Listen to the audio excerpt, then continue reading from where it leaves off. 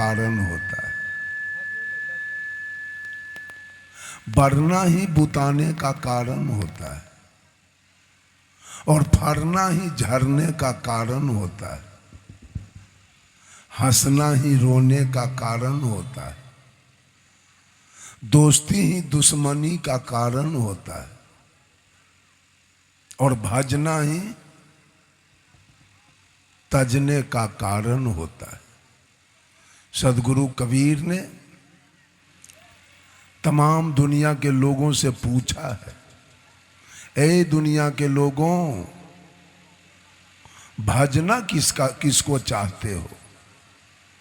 किसके भजन से तुम्हारे जीवन में सुख शांति आएगी? किसके भजन से तुम्हारी मुक्ति होगी? किसके भजन से तुम्हारे जीवन में सुख आएगा, मोक्ष होगा? और गाली किसको देना चाहते हो? दुश्मन तुम्हारा कौन है?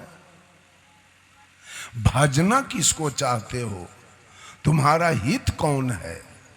और तजना किसको चाहते हो? तुम्हारा दुश्मन कौन है? ये पूरी सृष्टि भजने और तजने के चक्कर में फंस गया, राग और द्वेष के चक्कर में फंसी है। न कहीं भजन है, न कहीं भक्ति है, न कहीं मुक्ति है, न कहीं सुख शांति, केवल राग और द्वेष। मंदिर वाले को मस्जिद वाले से द्वेष, गिरजा वालों को गुरुद्वारा वालों से द्वेष। अगर मंदिर में आग लग जाए तो मुसलमान बुता देगा क्या? बाल्टी लेके आएगा? वो तो पेट्रोल छीट देगा कि जल्दी भस्म हो जाए मंदिर, इस झंझट के घर। और मस्जिद में आग लगे तो हिंदू बुता देगा क्या?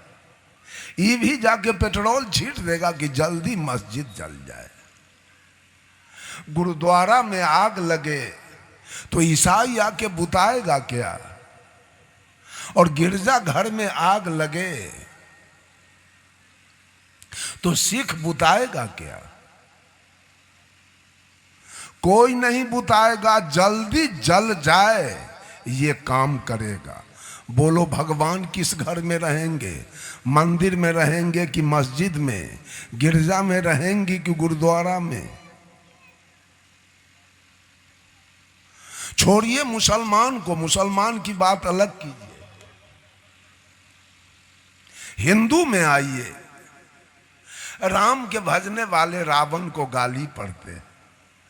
अभी हाल में दुर्गा पूजा में रावण का पुतला फूका गया है। रावण आपका दुश्मन है, आप कैसे जान गए? ये तुलसीदास जी के लिखने पर जान गए कि रावण बहुत बड़ा पापी था। आपका बैगन तोड़ लिया था क्या? कि आपका मूली उखाड़ लिया था रावण? कि आपको गाली दिया था? कैसे जान गए? सारा ये बहुजन समाज जो है, सोलकन, ये सब बाभन का गुलाम है, गुलाम। ये गुलामी करने वाला है। वो जो जो लिखेगा वही बात ही पढ़ेगा और वही सब करेगा। लिख दिया कि रावण पापी था, बस बोलना शुरू कर दिया रावण बहुत बड़ा पापी था। और लिख दिया कि राम भगवान थे तो सब लोग जान गए राम भगवान थे। राम कैसे भगवान थे?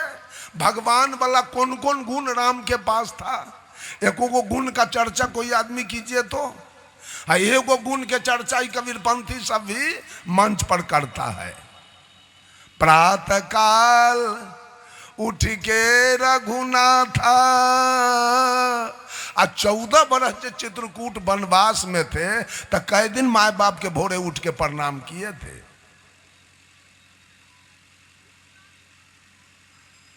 किए थे क्या?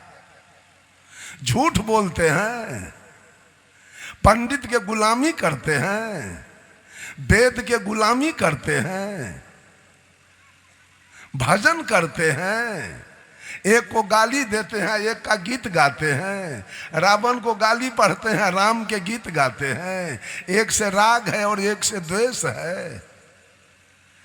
ये पूरी सृष्टि राग द्वेष में जल रही है। कुछ दिन पहले इन औरतों को दुर्गा जी से जरूरी था, अब जरूरी खत्म हो गया। दुर्गा जी से जरूरी खत्म, अब लक्ष्मी जी से जरूरी आ गया दिवाली के दिन। अब उससे भी जरूरी खत्म होगा। पीठ पर छठी माई आ रही है, उससे रिश्ता जुड़ जाएगा।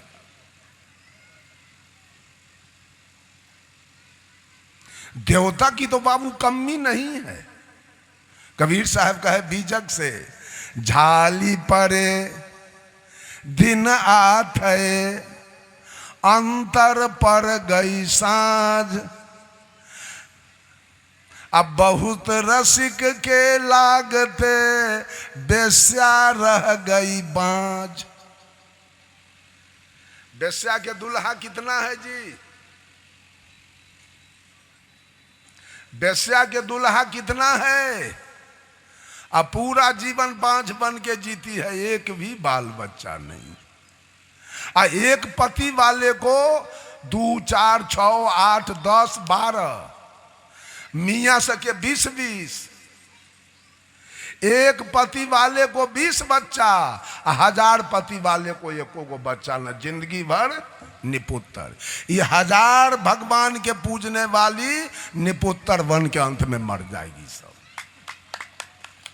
कुछ नहीं मिलेगा अंत में, क्योंकि दुल्हा के कोई कमी है ना। महीने महीने इनका भगवान ट्रांसफर हो रहा है, महीने महीने भगवान ट्रांसफर। हम तो कहते हैं कि अगर मुसलमान का भोजन गलत नहीं होता तो जितना मैं आतंकित हूं, मैं इस्लाम धर्म स्वीकार करता। ये हिंदू के विचारधारा से अभी मैं आया हूं। ये औरत सके गंगा, ये छठ करेगी, गंगा नहा के ट्रेन में हमारा एक ट्रेन छूट गया इनके चलते है। अचीन कैले है यहाँ से लेकर यहाँ तक के पूरा।